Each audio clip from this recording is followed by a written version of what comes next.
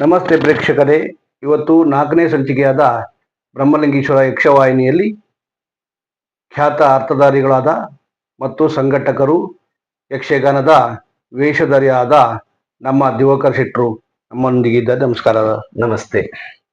ತಾವು ಯಕ್ಷಗಾನ ಜೀವನದಲ್ಲಿ, ಬಾಲ್ಯ ಜೀವನದಲ್ಲಿ ನೀವು ಏನು ಮಾಡಿಕೊಂಡಿದ್ದೀರಿ, ಈ ಯಕ್ಷಗಾನ ಬಂದ ಪರಿ ಹೇಗೆ, ಹಾಗೂ ವಿದ್ಯಾಭ್ಯಾಸ ಹೇಗೆ ನಡೆಯಿತು ಎನ್ನುವುದಾಗಿ ಮೊದಲಾಗಿ ನಿಮಗೆ ಪ್ರಶ್ನೆ ಕೇಳ್ತಿದ್ದೇನೆ. ನಮ್ಮನ್ನು ಉತ್ತರಿಸಬೇಕಾಗಿ ಕೇಳಿಕೊಳ್ಳುತ್ತಿದ್ದೇನೆ. ನಮಸ್ತೆ. ಪ್ರಥಮವಾಗಿ ಮಹಾಲಿಂಗೇಶ್ವರ ಈ ಹವ್ಯಾಸಿಗಳಿಗಾಗಿ ಚಾನಲ್ ಅನ್ನ ಪ್ರಾರಂಭಿಸಿದಂತಹ ನಿಮಗೆ ಒಂದು ಧನ್ಯವಾದವನ್ನ ಹೇಳಲಿಕ್ಕೆ ನಾನು ಬಯಸ್ತೇನೆ. ನಮಸ್ತೆ. ಯಾಕಂದ್ರೆ ಐತಿಹಾಸಿಕವಾಗಿಯೂ, ಧಾರ್ಮಿಕವಾಗಿಯೂ, ಸಾಂಸ್ಕೃತಿಕವಾಗಿಯೂ, ಕಲಾತ್ಮಕವಾಗಿಯೂ ಪ್ರಸಿದ್ಧಿಯನ್ನ ಹೊಂದಿದಂತಹ ಈ ಬಸರೂರಲ್ಲಿ ಈ ಚಾನಲ್ ಅನ್ನ ನೀವು ಆರಂಭಿಸ್ತಾ ಇದ್ರಿ. ಅನೇಕ ಸಾವಿರ ಹವ್ಯಾಸಿ ಕಲಾವಿದರಿಗೆ ಈ ರಂಗದಲ್ಲಿ ದುಡಿತಾ ಇದ್ರು. ಅವರಿಗೊಂದು ಸರಿಯಾದಂತಹ ಒಂದು ವೇದಿಕೆ ಕಾಣಿಸುವುದಕ್ಕೆ ಈವರೆಗೆ ಇರಲಿಲ್ಲ ಅಂತ ನಾನು ಭಾವಿಸ್ತೇನೆ. ಅವರನ್ನ ದಾಖಲಿಸುವಂತಹ ಈ ಕಾರ್ಯಕ್ರಮಕ್ಕೆ ನಮ್ಮ ಬಸರೂರಿನ ಮಹಾಲಿಂಗೇಶ್ವರ ದೇವರು ನಿಮ್ಮನ್ನ ಯಶಸ್ವಿಯಾಗಿ ಮುನ್ನಡೆಸಲಿ ಎನ್ನುವುದಾಗಿ ದೇವರಲ್ಲಿ ಪ್ರಾರ್ಥನೆಯನ್ನ ಮಾಡ್ತೇನೆ. ದಿವಾಕರ್ ಶೆಟ್ರವರೇ, ತಾವು ಯಕ್ಷಗಾನದಲ್ಲಿ ಅರ್ಥಧಾರಿಯಾಗಿ ಹಾಗೂ ಯಕ್ಷಗಾನದ ಸಂಘಟಕರಾಗಿ ಹಾಗೂ ವೇಷಧಾರಿಯಾಗಿ ಮೆರೆದಿದ್ದೀರಿ. ಹಾಗೆ ನಿಮ್ಮ ಮೊದಲು ಕೇಳಿದಾಗೆ ಬಾಲ್ಯ ಜೀವನ ಹೇಗಾಯ್ತು, ಬಾಲ್ಯ ಜೀವನದಿಂದ ನೀವು ಯಕ್ಷಗಾನಕ್ಕೆ ಹೇಗೆ ಬಂದ್ರಿ, ಅರ್ಥಧಾರಿಗಳ ಆದ್ದು ಹೇಗೆ, ವಿದ್ಯಾಭ್ಯಾಸ ಹೇಗಾಯ್ತು, ನಿಮ್ಮ ತಂದೆ ತಾಯಿಯ ಪ್ರೋತ್ಸಾಹ ಹೇಗಾಗಿರುತ್ತೆ ತಿಳಿಸಬೇಕಾಗಿ ಕೇಳ್ಕೊತೀವಿ. ಒಬ್ಬ ವ್ಯಕ್ತಿ ಒಂದು ಕ್ಷೇತ್ರಕ್ಕೆ ಆಗಮಿಸುವುದಕ್ಕೆ ಪರಿಸರ ಪ್ರಭಾವ ಎನ್ನುವುದು ಬಹು ಮುಖ್ಯ ಆಗ್ತದೆ. ಮತ್ತೊಂದು ಅನುವಂಶೀಯವಾಗಿ. ಈ ಎರಡೂ ನನಗೆ ದೊರೆತದ್ರಿಂದ ಈ ಯಕ್ಷಗಾನ ಕ್ಷೇತ್ರಕ್ಕೆ ನಾನು ಬರುವಂತಾಯಿತು. ನನ್ನ ತಂದೆ ಬ್ರಹ್ಮಾವರ ಸಮೀಪದ ಕನ್ನಾರು ಭುಜಂಗ ಶೆಟ್ಟಿ ಹಾಗೂ ತಾಯಿ ಅದೇ ಬ್ರಹ್ಮಾವರ ಸಮೀಪದ ಮಡಿಯ ಪದ್ದು ಶೆಟ್ಟಿ. ಹಾಗೂ ನಮ್ಮ ಇಡೀ ಕುಟುಂಬ, ತಾಯಿ ಕಡೆ ಮಾವಂದಿರಿರ್ಬಹುದು, ತಂದೆಯ ದೊಡ್ಡಪ್ಪ, ಎಲ್ಲರೂ ಯಕ್ಷಗಾನ ಅಭಿಮಾನಿಗಳಾಗಿದ್ದು. ಹೀಗೆ ಉತ್ತಮವಾದಂತಹ ಒಂದು ಯಕ್ಷಗಾನ ಪರಿಸರದಲ್ಲಿ ಬೆಳೆದು ಬಂದವನು ನಾನು. ಹಾಗೆ ನನ್ನ ತಂದೆ ಕನ್ನಾರು ಭುಜಂಗ ಶೆಟ್ರು ಯಕ್ಷಗಾನ ಅರ್ಥಧಾರಿಗಳು ಆಗಿದ್ರು. ನಾನು ಹುಟ್ಟಿದ್ದು, ನನ್ನ ತಂದೆ ಮಲೆನಾಡು ತೀರ್ಥಹಳ್ಳಿಯ ಕೋಣಂದೂರು ಸಮೀಪ ಬಳಗಾರು ಎಂಬಲ್ಲಿ ವಾಸಿಸುತ್ತಾ ಇದ್ರು, ನೆಲೆಸಿದ್ರು. ಹಾಗಾದ್ರೆ ನಿಮ್ಮ ತಂದೆ ಅಲ್ಲಿಯವರು ಘಟ್ಟದವರು? ಅಲ್ಲ, ನನ್ನ ತಂದೆ ಕಾಲ ನಂತರ ನಾನು, ನಮ್ಮ ಅಣ್ಣಂದಿರೆಲ್ಲ ಹುಟ್ಟಿದ ಮೇಲೆ ಅಲ್ಲಿಗೆ ಹೋದವರು. ನಾನು ಅಲ್ಲಿ ಮಲೆನಾಡಿನಲ್ಲೇ ಹುಟ್ಟಿದವರು. ಮಲೆನಾಡಾದ್ರೂ ಅಲ್ಲಿ ಹಾಗೆ ಅನ್ನಿಸ್ಲಿಲ್ಲ ನನಗೆ. ಯಾಕಂದ್ರೆ ಕುಂದ ಭಾಷಿಕರೆಲ್ಲ ಅಲ್ಲೇ ಇದ್ರು. ಹೆಚ್ಚಿನ ಬಂಟ ಸಮುದಾಯದ ಮನೆಗಳು ಸುತ್ತಮುತ್ತ ಇತ್ತು. ಎಲ್ಲ ಕುಂದಾಪುರದವರೇ ಇದ್ರು. ಮತ್ತೆ ಈ ಕೊಂಕಣಿ ಸಮುದಾಯದವರು ಕೃಷಿಗಳನ್ನ ಮಾಡ್ತಾ ಇದ್ರು. ಅವರು ಕುಂದಾಪುರದವರೇ, ಈ ಕುಂದಗನ್ನಡದವರೇ. ಮತ್ತೆ ಬ್ರಾಹ್ಮಣ ಕುಟುಂಬ, ಎಲ್ಲರೂ ಈ ಕಡೆಯವರೇ. ಆದ್ರಿಂದ ನನ್ನಲ್ಲಿ ಯಕ್ಷಗಾನ ತುಂಬಿಕೊಳ್ಳುವುದಕ್ಕೆ ಕಾರಣ ಆಯ್ತು. ಇನ್ನೊಂದು ಅನುವಂಶೀಯ ಅಂದ್ರೆ, ನಮ್ಮ ತಂದೆ ಕನ್ನಾರು ಭುಜಂಗ ಶೆಟ್ರು ಅಪ್ಪಟ ಯಕ್ಷಗಾನ ಅಭಿಮಾನಿಯಾಗಿದ್ರು, ಮತ್ತೆ ಅರ್ಥಧಾರಿಗಳಾಗಿದ್ರು. ಹರಾಡಿ ರಾಮ, ವೀರಭದ್ರ ನಾಯಕರು, ಹೀಗೆ ಜಾನುವಾರು ಕಟ್ಟೆ, ಈ ಕಾಲದ ವೇಷಧಾರಿಗಳನ್ನೆಲ್ಲ ಆವಾಗ ನನಗೆ ಹೇಳಿಕೊಡ್ತಾ ಇದ್ರು. ಮತ್ತೆ ಅಲ್ಲಿ ತಾಳಮದ್ದಲೆ ಕೂಟಗಳನ್ನ ನಡೆಸ್ತಾ ಇದ್ರು. ಮಲೆನಾಡಾದ್ರು ಅಲ್ಲಿ ಹಿರಿಯರಾದ ರಾಮಾಚಾರ್ ಅಂತ ಭಾಗವತರಿದ್ರು, ಮೃದಂಗ ವಾದಕರು ಮುತ್ತಾಚಾರ್ ಅಂತಿದ್ರು, ಸತ್ಯನಾರಾಯಣ ಜೋಯಿಸ್, ಮಾದೇಶ್ ಶೆಟ್ರು, ವೇಷಧಾರಿಯಾದಂತ ಗುಡ್ಡೇಪಾಲ್ ಶಿವಯ್ಯ, ಕನ್ನಡ ಪಂಡಿತರು, ಹೀಗೆ ಅವರದ್ದೇ ಒಂದು ಕೂಟ ಇತ್ತು. ಅಲ್ಲಿ ಅವರು ಅರ್ಥವನ್ನ ಹೇಳಿಸುವಾಗ ನಾನೊಂದು 8-10 ವರ್ಷದ ಸಣ್ಣ ಹುಡುಗನಿಗೆ ಕುವಲೆಯ ಒಂದು ಅರ್ಥ ಹೇಳಿಸಿದ್ರು ನಾನು. ಆದ್ರಿಂದ ಅಲ್ಲಿಂದ ಯಕ್ಷಗಾನ ಪ್ರವೇಶ. ಅಂದ್ರೆ ನಿಮ್ಮ ತಂದೆಯಿಂದನೇ ನೀವು ಈ ಯಕ್ಷಗಾನಕ್ಕೆ ನಿಮ್ಗೆ ಅಭಿಪ್ರಾಯ ಪಾದಾರ್ಪಣೆ ಮಾಡೋದಕ್ಕೆ ಕಾರಣ ಆಯ್ತು. ಹಾಗೆ ಅಲ್ಲಿ ಕೋಣಂದೂರಲ್ಲಿ ಸಂತೆ, ಆವಾಗ ಸುಮಾರು 4 ದಶಕಗಳ ಹಿಂದಿನ ಕತೆ. ಹೌದೌದು. ಬೇರೆ ಮೇಳಗಳ ವೈಭವದ ಕಾಲ ನಿಮ್ಗೆ ಗೊತ್ತಿರಬಹುದು. ಸಾಲಿಗ್ರಾಮ ಮೇಳ, ಸುರತ್ಕಲ್ ಮೇಳ, ಧರ್ಮಸ್ಥಳ ಮೇಳ ಎಲ್ಲವೂ ಡೇರೆ ಮೇಳ ಆಗಿತ್ತು. ಅಲ್ಲಿ ಪ್ರಸಿದ್ಧ ಕಲಾವಿದರ ಆಟಗಳನ್ನ ನೋಡುತ್ತಾ ಹೆಚ್ಚು ಯಕ್ಷಗಾನಕ್ಕೆ ಒಲವು ಬಂತು. ಹಾಗೆ ತಂದೆಯವರು ನನ್ನನ್ನೊಬ್ಬ ಯಕ್ಷಗಾನ ಕಲಾವಿದ ಮಾಡ್ಬೇಕಂತೇಳಿ ಮುತ್ತೆ ಹೆಗಡೆಯವರೊಂದಿಗೆ ಮಾರಣಕಟ್ಟೆ ಮೇಳ ಹೌದು ಮಾತಾಡಿ ಮೇಳಕ್ಕೆ ಸೇರಿಸಿದ್ರು. ಹಾ ಆದ್ರೆ 1 ವರ್ಷ ಮೇಳದ ತಿರುಗಾಟ ಮಾಡಿದ್ದೆ. ಹಾಗಾದ್ರೆ ನೀವು ಮೇಳಕ್ಕೆ ಸೇರಿದ್ರು? ಹಾ, 1 ವರ್ಷ. ಅವಾಗ ನೀಲವರ ಮಾಬಳ್ ಶೆಟ್ರು, ಗೊತ್ತಾಯ್ತು. ಪೆರಡೂರು ರಾಮಶೇರಿ ಪ್ರಸಿದ್ಧ ವೇಷಧಾರಿಗಳು. ಹಾ, ಅವರಿದ್ರು. ಐರಬೈಲ್ ಆನಂದ್ ಶೆಟ್ರು, ಈಗ ಗೋಳಿಹೊಳೆ ಚಂದ್ರಣ್ಣ ಅವರೆಲ್ಲ ಇದ್ರು. ಆ ಕಾಲದಲ್ಲಿ 1 ವರ್ಷ ತಿರುಗಾಟ ಮಾಡಿದ್ದೇನೆ. ಆದ್ರೆ ನನಗೆ ಏನೂ ಗೊತ್ತಿರ್ಲಿಲ್ಲ ಈ ಹೆಜ್ಜೆ, ನೃತ್ಯ, ಮಾತುಗಾರಿಕೆ. ಕೊನೆಗೆ ಮುತ್ತ ಹೆಗಡೆಯವರ ಶಿಫಾರಸಿನ ಮೇಲೆ ಉಡುಪಿ ಯಕ್ಷಗಾನ ಕೇಂದ್ರಕ್ಕೆ ನಾನು ಸೇರಿದೆ. ಅಲ್ಲಿ ನನ್ನ ಅದ್ಭುತವಾದಂತಹ ಒಂದು ಮನುಷ್ಯನಿಗೆ ಯಾವುದಕ್ಕಿಂತ ಶ್ರೇಷ್ಠವಾದಂತಹ ಈ ಲೋಕದಲ್ಲಿ ಒಂದು ಫಲ ಅಂದ್ರೆ ಒಳ್ಳೆ ಗುರು ಸಿಗಬೇಕು. ಗುರು ಬ್ರಹ್ಮ ಗುರು ವಿಷ್ಣು ಅಂತ ಹಿರಿಯರು ಹೇಳಿದ್ದಾರೆ. ಒಳ್ಳೆಯ ಗುರುಗಳು ಸಿಕ್ಕಿದ್ರು ನನಗೆ. ಕುಂಜಾಲು ಶೈಲಿಯ ನೀಲಾವರ ರಾಮಕೃಷ್ಣಯ್ಯ, ಮದ್ದಲೆ ಮಹಾಬಲ ಕಾರಂತರು, ಹೆರೆಂಜಾಲ ವೆಂಕಟರಮಣ, ನೀವು ಅದೇ ಕೇಂದ್ರದಲ್ಲಿ ಇದ್ದವರು. ಅವರ ಗೋಪಾಲ್ ಗಾಣಿಗರು, ಸಂಜೀವ ಸುವರ್ಣ, ಇವರೆಲ್ಲ ಸಿಕ್ಕಿದ್ರು. ಮತ್ತೆ ಶಿವರಾಮ್ ಕಾರಂತರ ಬ್ಯಾಲೆಗೆ ನನ್ನನ್ನ ಕರ್ಕೊಂಡು ಹೋಗ್ತಾ ಇದ್ರು. ತಮಿಳ್ನಾಡು ಯಕ್ಷರಂಗದ್ದು ಮಾಧು ನಾಯ್ಕರವರೆಲ್ಲ ಇದ್ರು. ಹೀಗೆ ಒಟ್ಟಾರೆ ನನಗೆ ಅಲ್ಲಿ ಒಳ್ಳೆ ಒಂದು ನನ್ನ ಭಾಗ್ಯ ಅಂತ ಎಣಿಸ್ತೇನೆ ನಾನು. ಎಲ್ಲ ಪ್ರಸಿದ್ಧರು ಸಿಕ್ಕಿ ಹಾಗೆ ಯಕ್ಷಗಾನವನ್ನ ಅಭ್ಯಾಸಿಸಿ ಕೇಂದ್ರದಿಂದ ನಾನು ಹೊರಗೆ ಬಂದೆ. ಹೊರಗೆ ಬಂದಾಗ ಒಂದು ಬಹುದೊಡ್ಡ ಪ್ರಶ್ನೆ ಅಂದ್ರೆ ಯಕ್ಷಗಾನದಿಂದ ಜೀವನ ಹೋಗ್ತದೋ ಅಂತ ಹೇಳಿ ನಿಮಗೆ ಪ್ರಶ್ನೆ ಹುಟ್ಟಿದ್ದು? ನಮಗೆ ಪ್ರಶ್ನೆ ಹುಟ್ಟಿದ್ದು ಅಂದ್ರೆ ಕೆಲವರೆಲ್ಲ ಹೇಳಿದ್ರು. ಆವಾಗ ಕಾಲ ಹಾಗಿತ್ತು. ಆವಾಗ ಕಷ್ಟ ಕಾಲ. ಯಕ್ಷಗಾನ ಒಂದು 7-8 ಕಿಲೋಮೀಟರ್ ನಡಿಬೇಕಿತ್ತು. ಮತ್ತೆ ಆಟದ ವ್ಯವಸ್ಥೆಗಳು ಈ ರೀತಿ ಇರ್ಲಿಲ್ಲ. ಈ ತರ ಇಲ್ಲ. ನೀವೆಲ್ಲ ಆ ಕಾಲದಲ್ಲಿ ನೋಡಿದ್ದೀರಿ. ಉದ್ಯಮ ಕ್ಷೇತ್ರಕ್ಕೆ ಬಂದೆ.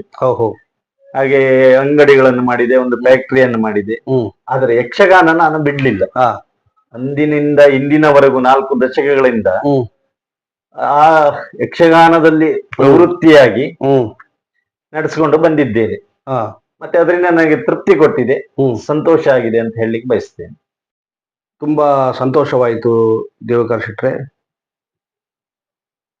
ಇವಾಗ ನೀವು ಯಕ್ಷಗಾನದಲ್ಲಿ ತಾನು ವೃತ್ತಿ ಜೀವನ ಇಟ್ಕೊಂಡಿಲ್ಲ, ಪ್ರವೃತ್ತಿ ಜೀವನ ಇಟ್ಕೊಂಡಿದ್ದೀನಿ ಅಂತ ಹೇಳಿದ್ರಿ.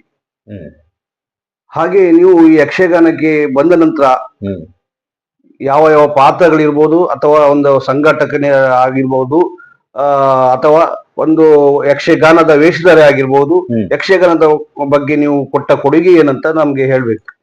ನಾನಂದ್ರೆ ಉಡುಪಿ ಯಕ್ಷಗಾನ ಕೇಂದ್ರದಿಂದ ಬಂದವನು ಬಸ್ರೂರಲ್ಲಿ ಉದ್ಯಮವನ್ನ ಮಾಡಿ ಆ ವ್ಯವಹಾರವನ್ನು ಮಾಡ್ಕೊಂಡಿದ್ರು. ಪ್ರವೃತ್ತಿಯಲ್ಲಿ ಸಂಪೂರ್ಣವಾಗಿ ಯಕ್ಷಗಾನದಲ್ಲೇ ಇದ್ದೆ. ಅದರಲ್ಲೇ ಸಂತೋಷವನ್ನ ನೋಡ್ತಾ ಇದ್ದೆ ನಾನಂದ್ರೆ ಬಾಲ್ಯದಿಂದಲೂ ಬೇರೆ ಮೇಳಗಳನ್ನು ನೋಡಿ ಅದರಿಂದ ಪ್ರಭಾವಿತನಾಗಿ ಬಂದವನು. ಆ ಕಾಲದ ಪುತ್ತೂರು ನಾರಾಯಣ ಹೆಗಡೆ, ಶ್ರೇಣಿಯವರು, ಮಹಾಬಲ ಹೆಗಡೆ, ವಾಸುದೇವ ಸಾಮಗ್ರು, ನಗರ ಜಗನ್ನಾಥ್ ಶೆಟ್ರು, ಇವರೆಲ್ಲ ನನ್ನ ಮೇಲೆ ಅಪಾರವಾದ ಒಂದು ಪ್ರಭಾವ ಬೀರಿದವರು. ಬಸ್ರೂರಿಗೆ ಬಂದ ಮೇಲೆ ಇದು ಒಂದು ಕಲಾ ಸಂಸ್ಕೃತಿಯ ನಾಡು, ಇದು ನಿಮಗೆ ತಿಳಿದಿದೆ. ಸುತ್ತಮುತ್ತ ಕಣ್ಣೂರು, ಬಳಕೂರು, ಉಳ್ಳೂರು, ಹೀಗೆ ಹಲವಾರು ಕಡೆ ಯಕ್ಷಗಾನ ಸಂಘಗಳಲ್ಲಿ ವೇಷ ಮಾಡ್ಲಿಕ್ಕೆ ನಾನು ಆರಂಭಿಸಿದೆ. ಆದ್ರೆ ಒಂದು ಸಂತೋಷದ ವಿಷಯ ಅಂದ್ರೆ ಪ್ರಥಮ ಬಾರಿಯೇ ನನಗೆ ಅಂತಹ ಪ್ರಧಾನ ವೇಷಗಳೇ ಸಿಗ್ತಾ ಇತ್ತು. ಈ ಕ್ಯಾದಿ ಮುಂದೆ ಅದೆಲ್ಲ ಕಟ್ಟಿಕ್ಕಿಂತಲೂ ನಾನು ಒಂದು 2ನೇ ವೇಷ ಇವಾಗಲಾದ್ರೂ ನೀವು ನೋಡಿದ್ರೆ 2ನೇ ವೇಷಧಾರಿಗಳೇ ದೇವರ ಅಂತದ್ದೊಂದು ಪ್ರಥಮವಾಗಿ ಇಲ್ಲಿಯ ಜನರೆಲ್ಲ ನನಗೆ ಸಹಕಾರ ನೀಡಿದ್ರು. 2ನೇ ವೇಷ ಅಂದ್ರೆ ಅದೊಂದು ಯಕ್ಷಗಾನದಲ್ಲೇ ಬಹಳ ಪ್ರಬುದ್ಧವಾದಂತ ವೇಷ ಅಂತ ನಾನು ಭಾವಿಸ್ತೇನೆ. ಅಷ್ಟೊಂದು ತಿಳ್ಕೊಳ್ಬೇಕು. ಹೌದೌದು. ಕೆಲವರು 2ನೇ ವೇಷ ಅಂದ್ರೆ 1ನೇ ವೇಷ ಭಾಗವತ, 2ನೇ ವೇಷ ಅಂತ ಹೇಳ್ತಾರೆ. ಆದ್ರೆ ಅದು ಸರಿಯಲ್ಲ. 1ನೇ ವೇಷಧಾರಿ ಭಾಗವತ ಅಲ್ಲ, ಭಾಗವತರು ನಿರ್ದೇಶಕ. 2ನೇ ವೇಷ ಅಂದ್ರೆ ಕಡೆಗೆ 4ನೇ ವೇಷ, 5ನೇ ವೇಷ ಹೀಗೆಲ್ಲ ಬರ್ತದೆ. ಯಕ್ಷಗಾನದಲ್ಲಿ ಆ ಲೆಕ್ಕಾಚಾರದ ಪರಂಪರೆ ಇಲ್ಲ. 2ನೇ ವೇಷ ಅಂದ್ರೆ ಅದೊಂದು ಎರಡಾಳು ಅನ್ನುವಂತ ವಿಶೇಷ ಸಾಮರ್ಥ್ಯ. ಅಂದ್ರೆ ಎರಡ ಆನೆ ಬಲ ಹೇಳ್ತಾರಲ್ಲ ಹಾಗೆ ಎಲ್ಲ ಪ್ರಸಂಗಗಳು ಪ್ರಬುದ್ಧ ವೇಷಧಾರಿಗೆ 2ನೇ ವೇಷ ಎನ್ನುವುದಾಗಿ ಒಂದು ಮಹಾಸ್ಥಾನವನ್ನು ಹಿಂದಿನವರು ಕರುಣಿಸಿದ್ರು. ಕೊಟ್ಟಿದ್ದಾರೆ. ಆ ಎರಡನೇ ವೇಷದ ಲೈನ್ ನಲ್ಲೇ ನಾನು ಮಾಡ್ತಾ ಬಂದೆ. ಹಾಗೆ ಅದರಲ್ಲೇ ಮುಂದುವರಿತಾ ಯಕ್ಷಗಾನದ ಒಂದು ಒಳಿತಿನ ಬಗ್ಗೆ ನಾನು ಯೋಚನೆ ಮಾಡ್ಲಿಕ್ಕೆ ಪ್ರಾರಂಭಿಸಿದೆ.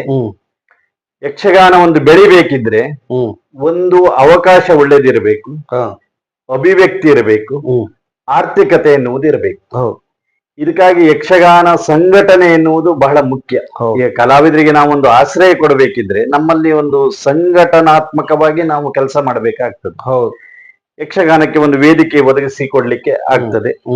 ಹಾಗೆಯೇ ನನಗೆ ಇನ್ನೊಂದು ಒಳ್ಳೆ ಯಕ್ಷಗಾನದಲ್ಲಿ ಕೆಲಸ ಮಾಡುವುದಕ್ಕೆ ಅನುಕೂಲ ಅಂದ್ರೆ ಡಾಕ್ಟರ್ ವೈ ಚಂದ್ರಶೇಖರ್ ಶೆಟ್ಟಿ ಪ್ರಸಂಗಕರ್ತರು ಹಲವು ದಶಕಗಳ ಕಾಲ ಅವರು ರಾತ್ರಿ ಆಗಲೇ ಯಕ್ಷಗಾನದಲ್ಲೇ ಇರುವವರು. ಹೌದು, ಟ್ರಯಲ್ ಕೊಡುವುದು, ಅದು ಕೊಡು, ಕಣ್ಣೂರು, ಬಸರೂರು, ಹೀಗೆ ಅವರೊಟ್ಟಿಗೆ ಅವರನ್ನ ಕೆಲಸ ಮಾಡ್ತಾ ಬಂದೆ. ಹಾಗೆ ಕಂದಾವರ ರಘುರಾಮ್ ಶೆಟ್ಟಿ ಇವರು ಆತ್ಮೀಯರಾಗಿದ್ರು. ಮುಖ್ಯವಾಗಿ ಬಸರೂರಿನ ನನ್ನ ಚಟುವಟಿಕೆಗೆ ಗೋಪಾಲಾಚಾರ್ ಅವರಿಗೂ ನನಗೂ ಬಹಳ ಒಂದು ಅನ್ಯೋನ್ಯತೆ ಇತ್ತು. ಅವರಿಗೆ ಮುಂಗಾರು ಪತ್ರಿಕೆಯಲ್ಲಿ ಅವರನ್ನ ಚಂದ್ರಶೇಖರ್ ಹೆಗಡೆ ಅವರ ಹತ್ರ ಹೇಳಿ ಅವರ ಬಗ್ಗೆ ಬರುವುದಕ್ಕೆ ನಾನು ಕಾರಣ ಆದ್ರಿಂದ ಅವರು ಅದರಿಂದ ಬಹಳ ಒಂದು ಲೋಕಮುಖಕ್ಕೆ ಕಾಣಿಸಲ್ಪಟ್ರು. ಹಾಗೆ ಅವರೊಟ್ಟಿಗೆ ಬಹಳ ಒಂದು ಕೆಲಸವನ್ನು ಮಾಡ್ತಾ ಬಂದೆ. ಹಾಗೆಯೇ ಕುಂದಾಪುರದಲ್ಲಿ ಅರಾಟೆ ಮಂಜುನಾಥರ ಒಟ್ಟಿಗೆ ಯಕ್ಷಗಾನ ಸಪ್ತಾಹ, ಪಕ್ಷ ಇಂಥದ್ದೆಲ್ಲ ಅವ್ರು ಮಾಡ್ತಾ ಇದ್ರು. ದಶಃ ಇದ್ರಲ್ಲಿ ಸಕ್ರಿಯವಾಗಿ ದುಡಿತಾ ಇದ್ದೆ. ಮಹಮ್ಮದ್ ಗೌಸರು ಅದನ್ನು ಮುಂದುವರ್ಸ್ಕೊಂಡು ಹೋದ್ರು. ಅವರೊಟ್ಟಿಗೂ ನಾನು ಬಹಳಷ್ಟು ಕೆಲಸಗಳನ್ನ ಮಾಡ್ತಾ ಬಂದೆ. ಹಾಗೆ ಇತ್ತೀಚೆಗೆ ಮಹಾಬಲ್ ಹೆರಿಕುದ್ರು, ಅವರೊಟ್ಟಿಗೂ ನಾನು ಅವರದ್ದು ಒಳ್ಳೊಳ್ಳೆ ಕಾರ್ಯಕ್ರಮಗಳು, ಸಪ್ತಾಹ, ದಶಗಳೆಲ್ಲ ಮಾಡ್ತಾ ಇದ್ದಾರೆ. ಅವರೊಟ್ಟಿಗೂ ಕೆಲಸ ಮಾಡ್ಕೊಂಡು ಬಂದಿದ್ದೇನೆ. ಹೀಗೆ ಮತ್ತೊಂದು ನನ್ನ ಅಭ್ಯಾಸ ಅಂದ್ರೆ ಈ ಸ್ಥಳೀಯ ಪತ್ರಿಕೆಯಲ್ಲಿ ಬರೆಯುವಂತದ್ದು. ನನಗೆ ತಿಳಿದಂತಹ ವಿಚಾರಗಳನ್ನ, ಯಕ್ಷಗಾನಕ್ಕೆ ಸಂಬಂಧಿಸಿದಂತಹ ವಿಚಾರಗಳನ್ನ ಬರೆಯುವ ಒಂದು ಅಭ್ಯಾಸವನ್ನ ಬೆಳೆಸ್ಕೊಂಡು ಆ ನಿಟ್ಟಿನಲ್ಲಿಯೂ ನಡ್ಕೊಂಡು ಬರ್ತಾ ಇದ್ದೇನೆ. ಹೀಗೆ ಒಂದು ಯಕ್ಷಗಾನ ಕ್ಷೇತ್ರಕ್ಕೆ ನನ್ನನ್ನು ಅರ್ಪಿಸಿಕೊಂಡು ಬರ್ತಾ ಇದ್ದೇನೆ ಅಂತ ಹೇಳ್ಬೋದು. ದಿವಾಕರ್ ಶೆಟ್ಟರವರೇ, ತಾವು ಯಕ್ಷಗಾನದ ಬಗ್ಗೆ ನೀಡಿದ ಕೊಡುಗೆ ಮತ್ತು ನೀವು ಪಾತ್ರಧಾರಿಯಾಗಿ ಮಾಡಿದಂತ ವೇಷಗಳು, ಅರ್ಥಧಾರಿಕೆ ಆಗ್ಲಿ, ಎಲ್ಲಾ ರೀತಿಯಲ್ಲಿ ನೀವು ಈಗ ಒಂದು ಯಕ್ಷಗಾನದ ಬಗ್ಗೆ ನೀವು ಹೇಳಿದ್ರಿ. ವೃತ್ತಿ ಜೀವನ ಮತ್ತು ಪ್ರವೃತ್ತಿ ಜೀವನ ಹೇಗೆ ಮಾಡ್ತಿದ್ದೀರಿ ಅನ್ನೋದಾಗಿ ಎಲ್ಲ ತಿಳಿಸಿದ್ದೀರಿ. ಹಾಗೆ ನಿಮಗೆ ಮದುವೆ ಆಗಿದೆ ಅಂತ ನಾನು ಕೇಳಿದ್ದೇನೆ. ಮದುವೆ ಆಗಿದೆ ನಿಮಗೆ? ಅದು ಅಲ್ಲದೆ ನಿಮ್ಮ ಹೆಂಡತಿಯ ಪ್ರೋತ್ಸಾಹ, ನಿಮ್ಮ ಮಕ್ಕಳು ಎಷ್ಟು, ಮದುವೆ ಆದ ಯಾವಾಗ, ಮಕ್ಕಳು ಏನು ವಿದ್ಯಾಭ್ಯಾಸ ಮಾಡ್ತಿದ್ದಾರೆ, ಅದ್ರ ಬಗ್ಗೆ ನಮ್ಗೆ ತಿಳ್ಕೊಳ್ಬೇಕಂತ ಆಸೆ. ನಾನು ಯಕ್ಷಗಾನ ಕ್ಷೇತ್ರದಲ್ಲಿ ಕೆಲವೊಂದು ಸಾಧನೆಗಳನ್ನು ಮಾಡುವುದು, ಯಕ್ಷಗಾನಕ್ಕೆ ಕೊಂಡಿರುವುದು ನನ್ನ ಕುಟುಂಬಕ್ಕೆ, ಧರ್ಮಪತ್ನಿಗೆ, ಮಕ್ಕಳಿಗೆಲ್ಲ ಬಹಳ ಸಂತೋಷ ಇದೆ.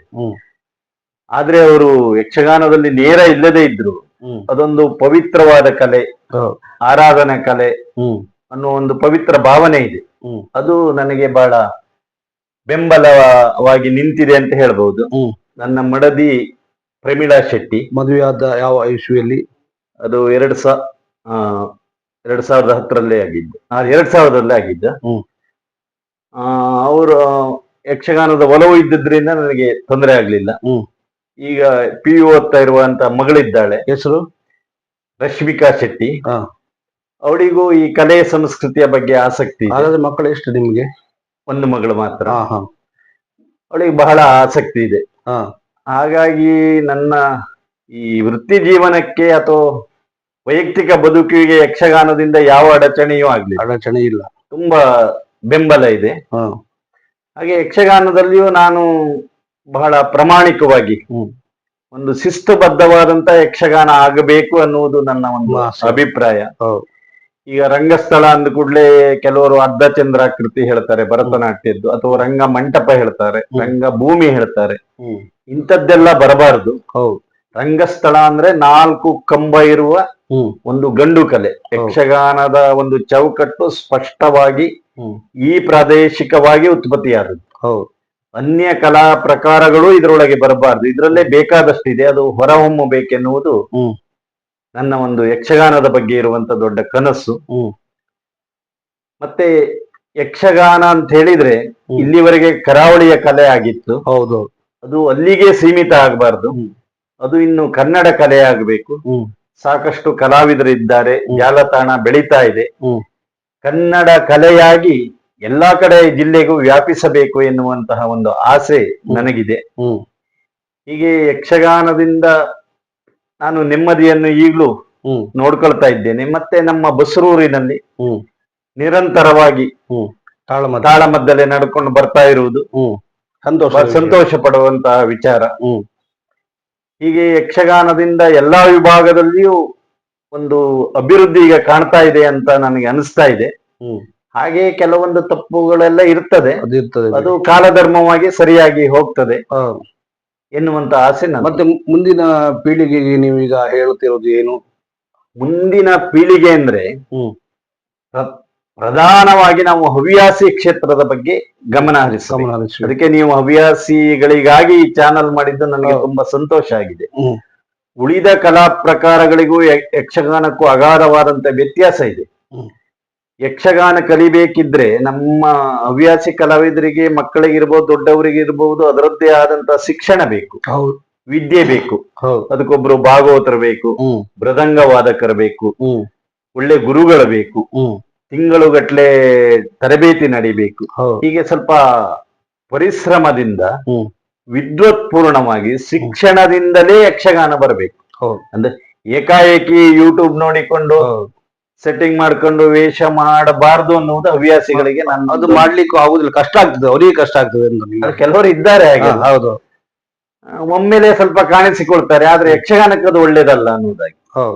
ಯಕ್ಷಗಾನವನ್ನು ಕಲಿತೇ ಯಕ್ಷಗಾನ ಪ್ರವೇಶ ಮಾಡಬೇಕು ಹವ್ಯಾಸಿಗಳು ಎನ್ನುವುದು ನನ್ನ ಉದಾಹರಣೆಗೆ ಒಂದು ಗುರುಗಳಾದ ಯಾರ ಹತ್ರ ಹೋಗಿ ಅವ್ರ ಹತ್ರ ಕಲ್ತು ಯಕ್ಷಗಾನಕ್ಕೆ ಬರಬೇಕು, ಯಕ್ಷಗಾನ ಸಂಘದಲ್ಲಿ ವೇಷ ಮಾಡ್ಬೇಕು ಎಂಬುದು ನಿಮ್ಮ ಅಭಿಪ್ರಾಯ. ಇನ್ನೊಂದಂದ್ರೆ ಯಕ್ಷಗಾನ ಕಲಿಯುವುದರೊಂದಿಗೆ ಯಕ್ಷಗಾನದ ಒಂದು ಪರಂಪರೆ ಅಂತಿದೆ. ಪರಂಪರೆ ಅಂದ್ರೆ ಕಾಲಘಟ್ಟದಲ್ಲಿ ಬೇರೆ ಬೇರೆ ಇರಬಹುದು. ಶಾಸ್ತ್ರೀಯತೆ ಎನ್ನುವುದೊಂದು ನಿಯಮ ಇದೆ. ಅದಕ್ಕೆ ಮುಖ್ಯವಾದ ಪುರಾಣ ಜ್ಞಾನ, ಮತ್ತೆ ಇಂತಿಂತ ಪಾತ್ರಗಳು ಹೀಗೆ ಅಂತ ನಮ್ಮ ಹಿಂದಿನವರೆಲ್ಲ ಕೆಲವೊಂದು ನಡೆಯನ್ನ ಹೇಳಿಕೊಟ್ಟಿದ್ದಾರೆ. ಅದ್ರ ಬಗ್ಗೆ ಅಭ್ಯಾಸ ಆಗ್ಬೇಕು. ಇಂದು ಗುರುಕುಲ ಯಕ್ಷಗಾನಕ್ಕೆ ಸಾಕಷ್ಟಿದ್ರು ಪುರಾಣಗಳ ಅಧ್ಯಯನ, ಪ್ರಸಂಗಗಳ ಅಧ್ಯಯನ ನಡೀತಾ ಇಲ್ಲ ಅಂತ ನನ್ನ ಒಂದು ಭಾವನೆ. ಇನ್ನು ಮುಂದಾದ್ರೂ ಅಂತದ್ದೆಲ್ಲ ನಡಿಬೇಕು ಎನ್ನುವುದು. ಆವಾಗ ಯಕ್ಷಗಾನ ಇನ್ನೂ ಪ್ರಬುದ್ಧವಾಗಿ ಬೆಳೀತದೆ. ಮತ್ತೆ ಯಕ್ಷಗಾನ ಒಳ್ಳೆ ಸುಸಂಸ್ಕೃತಿಯನ್ನ ನೀಡ್ತದೆ. ಯಕ್ಷಗಾನ ಕಲಿತ ಮಕ್ಕಳು ಉಳಿದ ಮಕ್ಕಳಕ್ಕಿಂತ ಹೆಚ್ಚು ಸಭ್ಯರಾಗಿರುವುದು ಅಥವಾ ಯಾವುದೇ ಕ್ಷೇತ್ರದಲ್ಲಿ ಕಾಣಿಸಿಕೊಳ್ಳುವುದೆಲ್ಲ ನಾವು ನೋಡ್ತೇವೆ.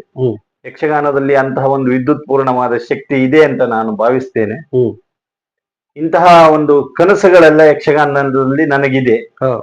ಹಾಗೂ ನಾನು ಕೆಲವು ಕಡೆ ಎಲ್ಲ ಸಂಘ ಸಂಸ್ಥೆಗಳಲ್ಲಿ ಭಾಷಣಕ್ಕೆಲ್ಲ ಹೋದಾಗ ಇಂತಹ ವಿಚಾರಗಳನ್ನ ಹೇಳಿಕೊಳ್ತಾ ಬಂದಿದ್ದೇನೆ. ಒಟ್ಟಾರೆ ಯಕ್ಷಗಾನ ಇಂದು ಸಮೃದ್ಧಿಯಲ್ಲಿದೆ. ಆದ್ರೆ ಸ್ವಲ್ಪ ಪೈಪೋಟಿ ಜಾಸ್ತಿ ಆಯ್ತು, ಮೇಳಗಳು ಜಾಸ್ತಿ ಆಯ್ತು. ಮೇಳಗಳು ಇರಬೇಕು, ಒಂದೇ ಪ್ರದೇಶದಲ್ಲಿ ಇರಬಾರ್ದು. ಬೇರೆ ಬೇರೆ ಕಡೆ ಎಲ್ಲ ಮೇಳ. ಈಗ ನಮ್ಮ ತೀರ್ಥಹಳ್ಳಿ ತಾಲೂಕಿನಲ್ಲಿ ಸುಮಾರು 3-4 ಮೇಳ ಆಗಿದೆ. ಹಾಗೆ ಉಳಿದ ಜಿಲ್ಲೆಗಳಲ್ಲಿ ಮೇಳಗಳ ಸಂಖ್ಯೆ ಕಡಿಮೆ ಇದೆ. ಈಗ ಹಂಚಿ ಹೋಗ್ಬೇಕು. ಎಲ್ಲಾ ಪ್ರದರ್ಶನಗಳಲ್ಲೂ ಈ ಕುಂದಾಪುರದಲ್ಲೇ ಆಗ್ಬೇಕು ಅನ್ನುವಂತ ಪರಿಸ್ಥಿತಿ ಇರಬಾರ್ದು ಅನ್ನುವುದು ನನ್ನದೊಂದು ಆಶಯ. ತುಂಬಾ ಸಂತೋಷವಾಗಿದೆ ದಿವಾಕರ ಶೆಟ್ಟರವರೇ. ಯಕ್ಷಗಾನದಲ್ಲಿ ತಾವು ತೊಡಗಿಸಿಕೊಂಡ ಕಾರ್ಯಗಳು ತುಂಬಾ ಜನರಿಗೆ ಒಳ್ಳೆ ಅಭಿಪ್ರಾಯ ಕೊಟ್ಟಿದೆ. ಹಾಗೆಯೇ ಇಷ್ಟೊಂದು ನೀವು ಯಕ್ಷಗಾನದಲ್ಲಿದ್ದು ಅರ್ಥಧಾರಿಯಾಗಿ ಸಂಘಟಕರಾಗಿ ಇದ್ದು ಯಾರಾದ್ರೂ ನಿಮ್ಗೆ ಸನ್ಮಾನ ಮಾಡಿದ್ದಾರಾ? ಎಲ್ಲಿ ಆಗಿದೆ, ಹೇಗಾಗಿದೆ ಅದನ್ನು ತಿಳಿಸಿ. ಮತ್ತೆ ಕೊನೆಯದಾಗಿ ನಮ್ಮ ಬ್ರಹ್ಮಲಿಂಗೇಶ್ವರ ಯಕ್ಷವಾಹಿನಿಯಲ್ಲಿ ಹವ್ಯಾಸಿ ಕಲಾವಿದರನ್ನು ಕರೆತಂದು ನಾವು ಪ್ರತಿ ತಿಂಗಳಿಗೊಮ್ಮೆ ಅಥವಾ ವಾರಕ್ಕೊಮ್ಮೆ ಯೂಟ್ಯೂಬ್ ಚಾನಲ್ ಅಲ್ಲಿ ಬಿಡುತ್ತಿದ್ದೆವು. ಅದರ ಬಗ್ಗೆ ನಿಮ್ಮ ಅಭಿಪ್ರಾಯ ಹೇಗೆ ಅಂತ ಒಂದ್ ಸ್ವಲ್ಪ ಹೇಳ್ಬೇಕಾಗಿ. ಮುಖ್ಯವಾಗಿ ಯಕ್ಷಗಾನ ಕ್ಷೇತ್ರದಲ್ಲಿ ನಾನು ಈಗ ಒಂದು ಸಂಘಟಕನಾಗಿಯೂ ಕಲಾ ಪೋಷಕನಾಗಿಯೂ ಕೆಲಸ ಮಾಡುತ್ತಿರುವುದಕ್ಕೆ ಕಾರಣ ಕಲಾವಿದರನ್ನು ಗೌರವಿಸುವುದು, ಕಲಾವಿದರನ್ನ ಗುರುತಿಸುವುದು, ಸಾಧ್ಯವಾದಷ್ಟು ಅವರೊಂದಿಗಿರುವುದು. ಹ್ಮ್ ಈ ತೆಗೆದುಕೊಳ್ಳುವುದಕ್ಕಿಂತಲೂ ಕೊಡುವುದೇ ಬಹುಮುಖ್ಯ ಅನ್ನುವುದು ನನ್ನ ಒಂದು ಚಿಂತನೆ. ಹೌದು. ಹೀಗಾಗಿ ಸುಮಾರು 50-60ಕ್ಕೂ ಮಿಕ್ಕಿ ಈ ಕ್ಷೇತ್ರದ ಸಾಧಕರಿಗೆ ಸನ್ಮಾನವನ್ನ ಮಾಡುವುದರಲ್ಲಿ ನಾನು ಸಹಕಾರವನ್ನು ನೀಡಿದ್ದೇನೆ, ಸಂಘಟನೆಯಲ್ಲಿ ಕೆಲಸವನ್ನ ಮಾಡಿದ್ದೇನೆ. ಆದರೆ ಪಡೆಯುವ ಬಗ್ಗೆ ನನಗೆ ಅಷ್ಟೊಂದು ಯೋಚನೆ ಇಲ್ಲ. ಅಂದ್ರೆ ಈ ಕಾಲಮಾನದಲ್ಲಿ ಪಡೆಯಬಾರದು, ಯಾಕಂದ್ರೆ ನಮಗಿಂತ ಹೆಚ್ಚು ದುಡಿದವರು ಇರುವಾಗ ಸ್ವಲ್ಪ ಸಮಯಾವಕಾಶ ನಂತರ ನೋಡುವಂತ ಒಂದು ಯೋಚನೆಯಿಂದ ಸನ್ಮಾನವನ್ನು ಸ್ವೀಕರಿಸಲಿಲ್ಲ.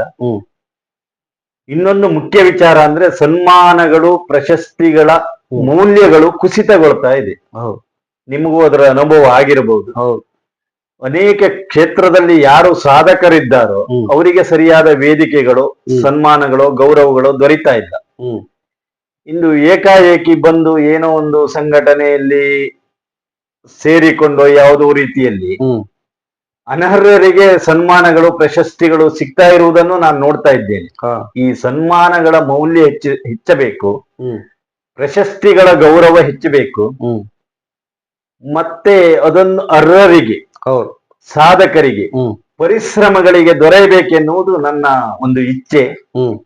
ಹಾಗೆ ನಡಿಬೇಕು ಎನ್ನುವುದು ನನ್ನ ಬಹಳವಾದಂತಹ ಒಂದು ಆಕಾಂಕ್ಷೆ ಆಗಿದೆ. ಅದರಿಂದ ಸನ್ಮಾನದ ಬಗ್ಗೆ ನಾನು ಹೆಚ್ಚು ಗಮನ ಹರಿಸಲಿಲ್ಲ. ಆದರೆ ಸನ್ಮಾನ ವೇದಿಕೆಯಲ್ಲಿ ಸಾಕಷ್ಟು ನಾನು ಕೆಲಸವನ್ನ ಮಾಡಿದ್ದೇನೆ. ಹಾಗೆ ಇನ್ನೊಂದು ವಿಚಾರವನ್ನ ನೀವು ತಿಳಿಸಿದ್ರಿ, ಬ್ರಹ್ಮಲಿಂಗೇಶ್ವರ ಚಾನಲ್ ಹವ್ಯಾಸಿಗಳಿಗಾಗಿ ಮಾಡಿದ್ದೇನೆ ಎನ್ನುವುದಾಗಿ. ಇದು ಈ ಪ್ರಾರಂಭದಲ್ಲೇ ಹೇಳಿದ್ದೇನೆ ನಾನು. ಒಬ್ಬ ಕಲಾವಿದ ದುಡಿತಾ ಇರ್ತಾನೆ ಹವ್ಯಾಸಿ ಕ್ಷೇತ್ರದಲ್ಲಿ. ಅದು ಅವನ ಮಿತ್ರರಿಗೂ ಗೊತ್ತಿರುವುದಿಲ್ಲ, ಮತ್ತೆ ದೂರದ ಬಂಧುಗಳಿಗೆ, ಮತ್ತೆ ಹೊರವಲಯಕ್ಕೆ ತಿಳಿಯುವುದೇ ಇಲ್ಲ.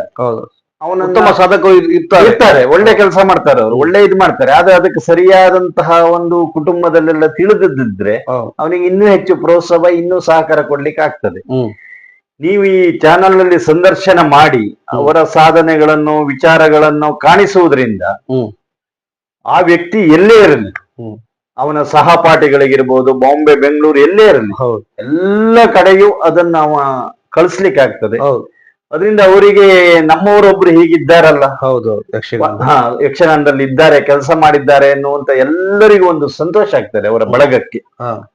ಇದರಿಂದ ಅವನಿಗೂ ಖುಷಿ ಕೊಡ್ತದೆ, ಯಕ್ಷಗಾನಕ್ಕೂ ಒಳ್ಳೇದಾಗ್ತದೆ, ಒಂದು ಗೌರವ ಸಿಗ್ತದೆ. ಅದರಿಂದ ಈ ಒಂದು ನಿಮ್ಮ ಕಷ್ಟ, ನಷ್ಟ, ಸೋಲುಗಳು ಎಲ್ಲಾ ವಿಷಯದಲ್ಲೂ ಇದೆ, ನಿಮಗೆ ತಿಳಿದಿದೆ. ಆದ್ರೆ ಇದನ್ನು ಅತ್ಯಂತ ಯಶಸ್ವಿಯಾಗಿ, ಹೇಗೂ ಬ್ರಹ್ಮಲಿಂಗೇಶ್ವರ ಚಾನಲ್ ಅನ್ನುವುದಾಗಿ ನೀವು ಹೇಳಿದ್ದೀರಿ, ಬ್ರಹ್ಮಲಿಂಗೇಶ್ವರ ದೇವರ ಅನುಗ್ರಹ ನಿಮಗೆ ಇರ್ತದೆ. ಹಾಗೂ ನಮ್ಮ ಮಹಾಲಿಂಗೇಶ್ವರನು ಒಳ್ಳೆಯ ಕಾರಣಿಕ ಶಕ್ತಿ ಉಳ್ಳ ದೇವರು, ನಿಮ್ಮನ್ನ ಮುನ್ನಡೆಸಿಕೊಂಡು ಹೋಗ್ಲಿ, ಈ ಚಾನಲ್ ಯಶಸ್ವಿಯಾಗಿ ಮುಂದುವರಿಲಿ. ಇದೊಂದು ಹವ್ಯಾಸಿಗಳಿಗೆ ಹೇಳಿಕೊಳ್ಳುವಂತ ಒಂದು ವಿಚಾರ ಆಗ್ಲಿ, ಇಂಥ ಚಾನಲ್ ಅಲ್ಲಿ ನೋಡಿ ಎನ್ನುವುದಾಗಿ, ಅಷ್ಟೊಂದು ಉತ್ಕೃಷ್ಟ ಮಟ್ಟದಲ್ಲಿ ಸಾಗ್ಲಿ ಅಂತ ಪ್ರಾರ್ಥಿಸ್ತಾ ನನ್ನ ಮಾತನ್ನ ಮುಗಿಸ್ತಾ ಇದ್ದೇನೆ. ನಮಸ್ಕಾರ ಪ್ರೇಕ್ಷಕರೇ. ಇಲ್ಲಿಯ ತನಕ ನಮ್ಮೊಂದಿಗೆ ಸಹಕರಿಸಿದ ದಿವಾಕರ್ ಶೆಟ್ಟರವರು ಇದ್ದು ಯಕ್ಷಗಾನದ ಬಗ್ಗೆ ಹೇಳಿ, ಯಕ್ಷಗಾನ ಸಂಘಟನೆ ಮತ್ತು ಅರ್ಥಧಾರಿಯಾಗಿ ಮಾತನಾಡಿದ ಇವರು, ಹಾಗೆ ಇವರು ಯಕ್ಷಗಾನದಲ್ಲಿ ಸಾಕಷ್ಟು ಹೆಸರು ಮಾಡಲಿ, ಇನ್ನೂ ಎತ್ತರಕ್ಕೆ ಬೆಳಲಿ, ಮತ್ತು ನಮ್ಮ ಬ್ರಹ್ಮಲಿಂಗೇಶ್ವರ ಹಾಗೂ ಮಹಾಗಣಪತಿಯು ಇವರಿಗೆ ಒಳ್ಳೆಯದು ಮಾಡಲಿ ಅಂತ ಬೇಡಿಕೊಳ್ತಿದ್ದೇನೆ. ಹಾಗೆಯೇ ಪ್ರೇಕ್ಷಕರೇ, ಮುಂದಿನ ವಾರದಲ್ಲಿ 5ನೇ ಸಂಚಿಕೆಯಾಗಿ ಇನ್ನೊಬ್ಬರನ್ನು ಕರೆತಂದು ನಾವು ಈ ಬ್ರಹ್ಮಲಿಂಗೇಶ್ವರ ಯಕ್ಷವಾಹಿನಿಯಲ್ಲಿ ಪ್ರಸಾರ ಮಾಡುತ್ತಿದ್ದೆವು. ಎಲ್ಲರಿಗೂ ನಮಸ್ಕಾರ, ವಂದನೆಗಳು. ನಮಗೆ ಅವಕಾಶವನ್ನ ನೀಡಿದಂತ ತಮಗೆಲ್ಲರಿಗೂ ಧನ್ಯವಾದಗಳನ್ನ ಸಲ್ಲಿಸ್ತಾ ಇದ್ದೇನೆ. ನಮಸ್ತೆ.